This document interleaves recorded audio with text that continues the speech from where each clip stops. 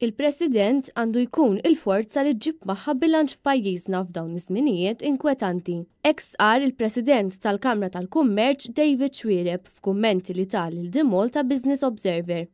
Xwiereb qal li l-poteri tal-President huma limitati mill-Kostituzzjoni, iżda xorta waħda jista' jħalli l-effetti tiegħu u jaġixxi issa sabiex Malta ikollna l-bidla pożittiva.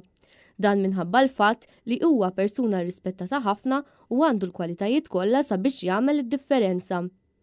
Is-sejħa tal-Peri Xwiereb issegwi l-istqarrija riċenti tal-espert fil-liġi kostituzzjonali il-Professur Kevin Aquilina li ħeġġeġ lill-President Vella sabiex jinvolvi ruħu f'dak li qed jiġri bħalissa, filwaqt illi fakru fid-dmir kostituzzjonali, legali u morali tiegħu li jaġixxi mingħajr dewmien.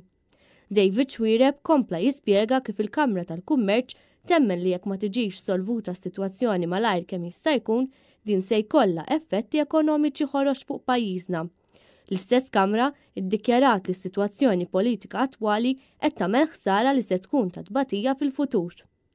Bid-deċiżjoni li jitlaq f'Jannar Joseph Muscat waqqaf il-pajjiż u karatterizzah b'inċertezza, kompla jispjega David Xwiereb, filwaqt li fakkar ukoll dwar l-attenzjoni negattiva li pajjiżna tiġbed fuqu mill-midja internazzjonali. Huwa saħaq ukoll fuq l-importanza li jinbidlu l-ogħla awtoritajiet f'pajjiżna sabiex bekk jibda jkun hawn sens ta' fiduċja fihom.